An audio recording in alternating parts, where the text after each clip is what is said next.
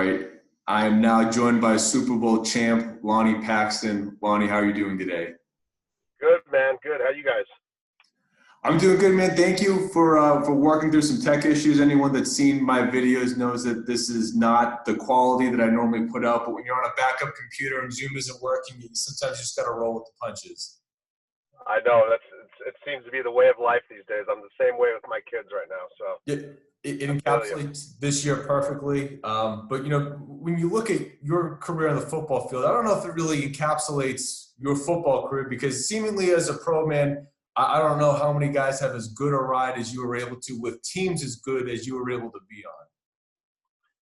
I'm pretty fortunate in that regard, and it's crazy because my early football days weren't as successful. I mean, I played college football, and my first 2 years we were 1-10 and 1-10, and I think I only won 10 or 11 games my entire 4 years in college playing college football.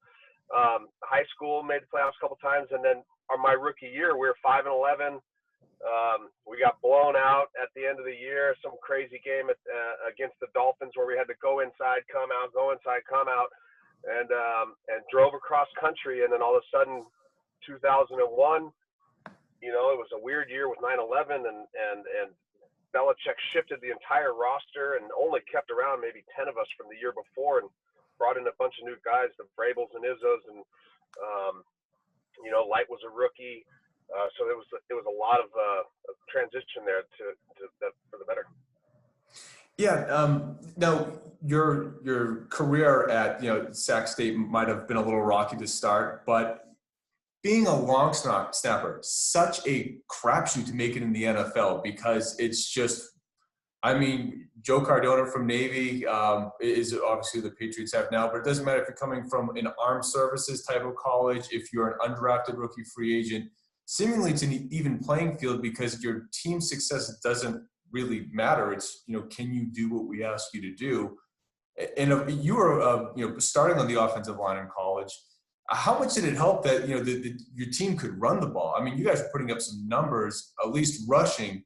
Did that play a big factor, do you think, in just getting you from a small school to get your name out there and be seen? There's some of that, definitely. There's some of the guys I played with kind of brought the scouts in. At Sac State, we get one or two scouts every couple months. USC gets 100 a day, or these big schools, and so every time a scout was in town, you kind of knew it, and you're like, oh, they're here. Who they looking at? Like, you really had no idea.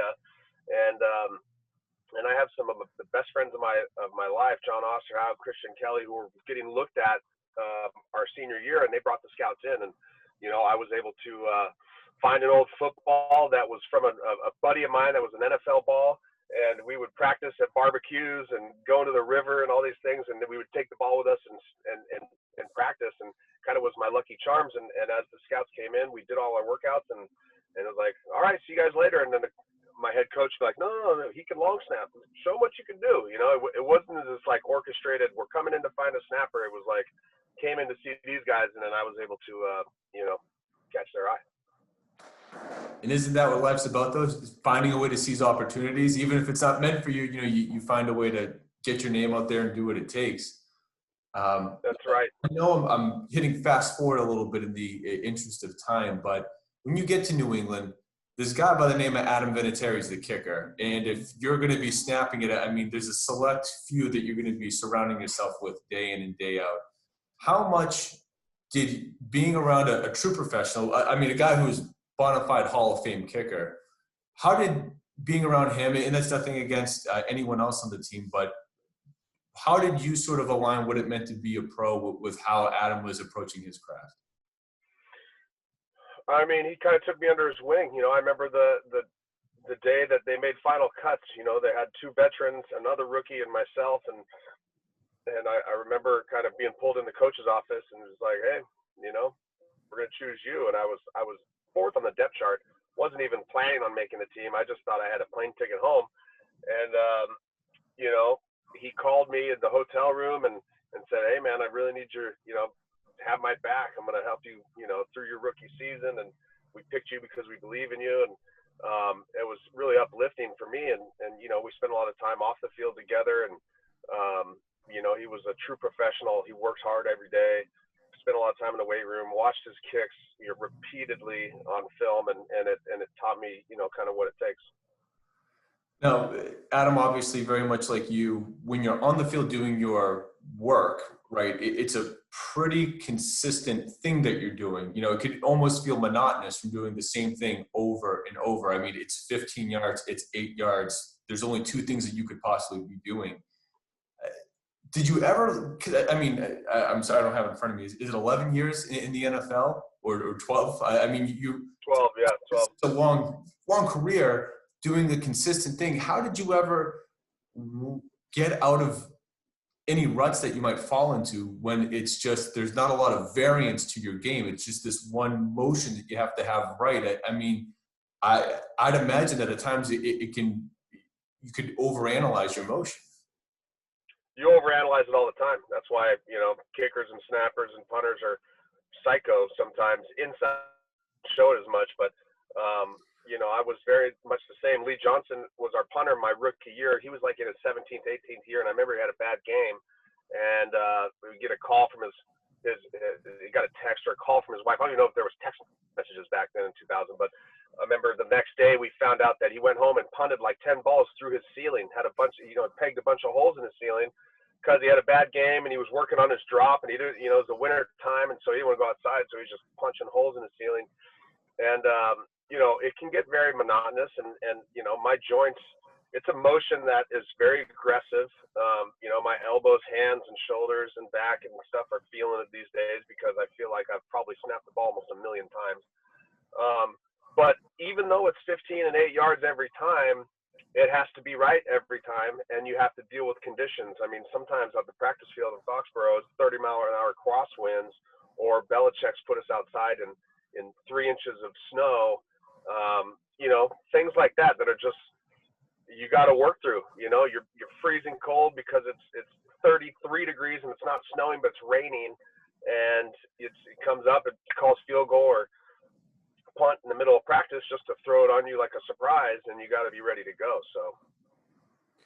So, I mean, obviously there's the mental part of it and overanalyzing, but when physically, I mean, in terms of just like, it's just the same motion where you're not as worried about maybe mobility and some of these other factors that other positional players are really concerned with and train year round. I mean, how did you work on just the training aspect of your game? Because I'm sure you also don't want to overdo it since it is just this one specific motion that you're doing.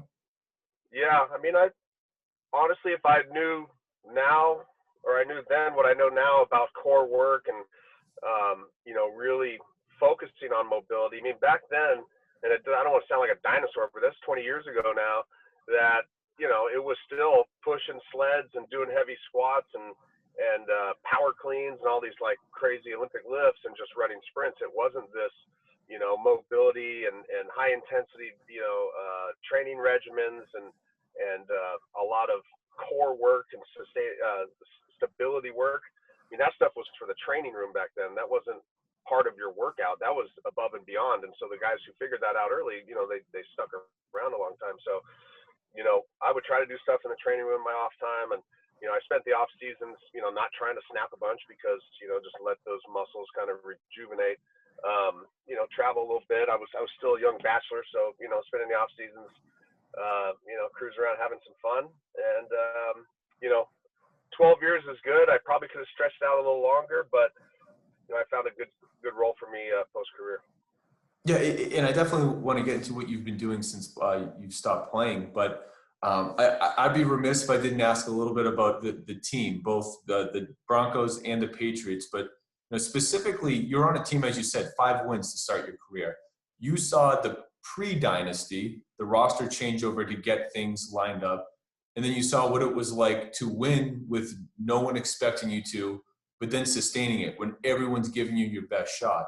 I mean, when you think back about what Belichick was doing to keep the team ready and competitive back then, let alone doing it for 20 years, I mean, what are your thoughts on how he was able to keep everyone always, if not on the same page, at least in a position to win and never take their foot off the gas?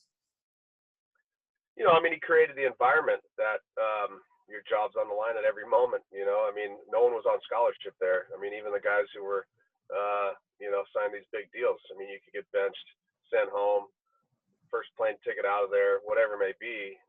And he called you out on it. You know, you spent time in team meetings, and you could never hide. You know, if you had a bad play, he'd put him in the lowlights, and your name's called, and you kind of sink into your chair a little bit, or you stand up and take it like a man and move on and correct it. So, I mean, he really put that emphasis on, you know, correcting the mistakes, don't repeat the error, you know, the little things, do these little things for the big things to happen. And we had a lot of guys who bought into that. You know, it wasn't just him coming in demanding these things. I mean, you had the Teddy Bruschi's and Kevin Falks, Troy Browns, Willie McGinnis. I mean, the list goes on of just guys that bought into that method and didn't take it personal when he called you out.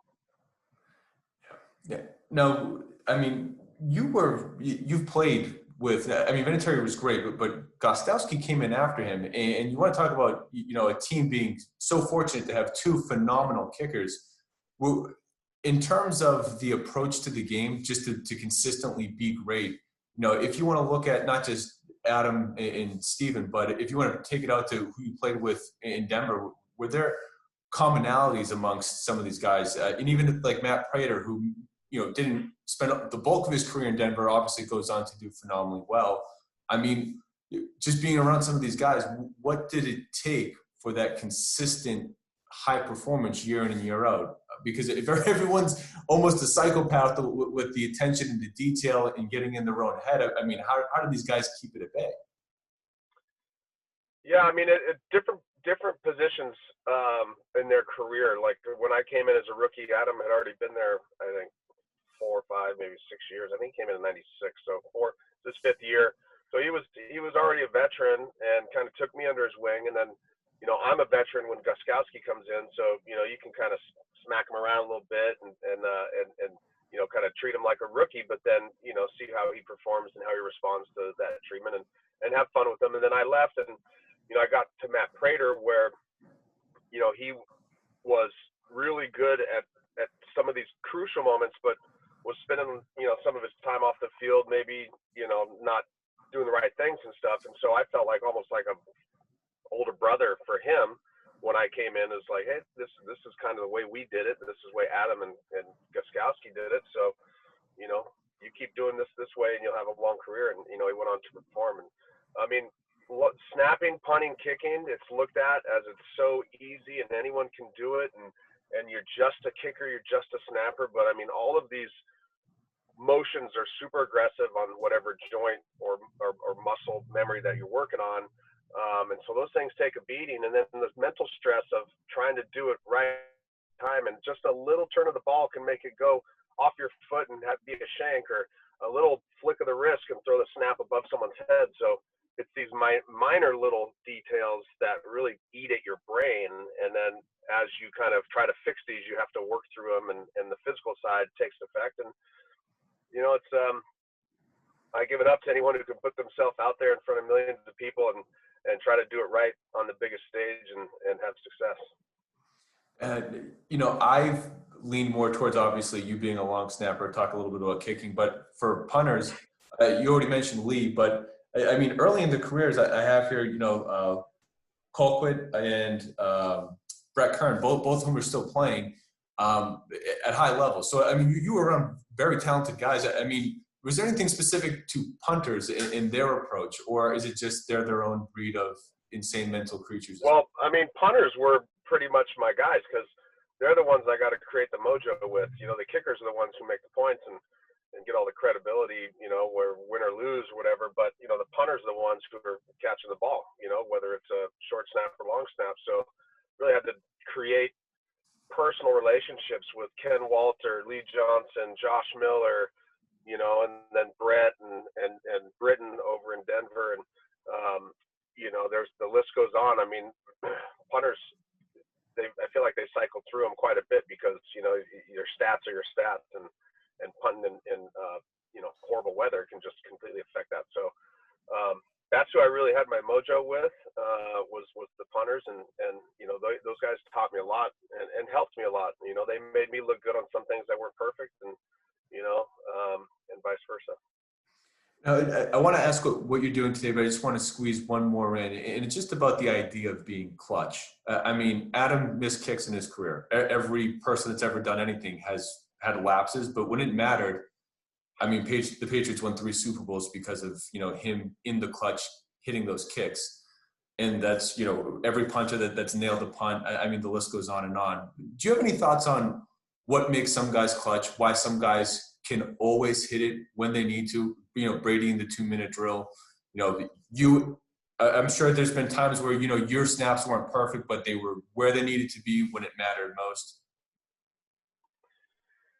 I don't know. I guess everyone's different. I personally played mine off as just like that laid back Cali kid who wasn't really caring too much, about it, and let it fly. The more I would think into it, the more I would probably stress out about the situation.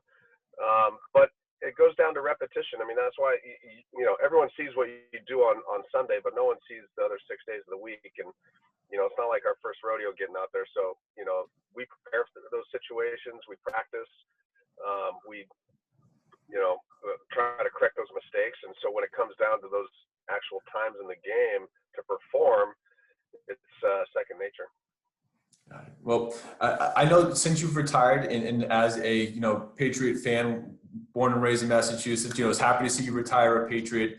Since then, I know that you spent a lot of your post-playing days working for GoPro, working with celebrities, but since then you've become a strategic advisor for multiple different companies. So how were your thoughts on securing a successful career after football? Because of course, you still have a long life to live. Yeah. I mean, it was tricky. I mean, the way my career ended was not traditional. It was a little bit of a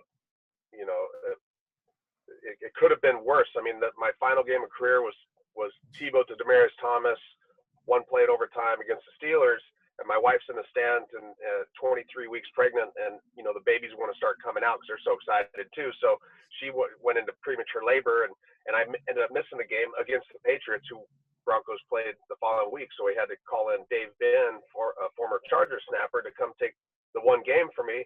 And then my mind just started kind of tuning out to family and not being as focused in football as maybe I should have been. And, GoPro was there as an opportunity, and I made the decision to hang them up because I saw this amazing product, this amazing brand, and really learning about marketing and content and social and digital, and it's paid off quite well. And so, I mean, I spent 7.5 years, close to 8 years there, and due to COVID, there's been some changes in their strategy, and they had to cut some people, and I was, one of a couple hundred actually, but, made some great relationships while I was there and spent a lot of time traveling the world. And, I think that's paying off in the roles I'm in today, which, a couple of these companies, all 3 of them are scaling in the pandemic, which is, it's tough to do, but it's something that's happening. So it's a fun ride. That's awesome. I'm glad to hear that, you were able to take a hand that was dealt to you, but, essentially still land on your feet and find a way to take the resume that you've continued to build and still build on it. I mean, it sounds like things are going pretty well. Yeah, they're going great. And I mean, the 3 brands one of them's called PowerDot. It's a mobile electric stem unit. So it's something I've used my whole entire career, but I use it in the training room. And now we put it in your pocket and you can take it wherever, take it on a plane or in a car, or do it while you're watching TV. And so it's a smart device. So it kind of tells you what recovery modality you need. And so that's a really cool brand. I got Kind Humans, which is like a sustainable marketplace, a marketplace for good. So sustainable products and eco-friendly messaging and telling stories of causes and where products came from, and having you kind of think and consider what you're buying and purchasing. And then the third one is a direct consumer wine company called Knocking Point, with a celebrity friend of mine and a buddy of mine that are just, slanging wine online and doing these direct to consumer wine clubs. And we're doing sports partnerships and celebrity partnerships. And so all 3 of them are unique but the portfolio looks pretty nice. That's awesome. And I'm glad to hear that you were, by any definition, much more than an athlete, being very diversified in life since playing. Yeah, hey, we'll have to do this again and talk some more about the marketing strategy and content creation, because obviously you are in all pro level there as well. I appreciate it, man. This has been fun. Well, Lonie, thank you so much for taking the time in. I know that we were up against it. Appreciate you still finding a way to squeeze me in. And in the future, if you do want to do anything that's more along the lines of what you're doing now, I'd be more than happy to. Thank you so much. I mean, I love doing these things. They strike up a lot of old memories. We kind of get caught in these new memories with things that are happening in the moment, and it's fun to look back.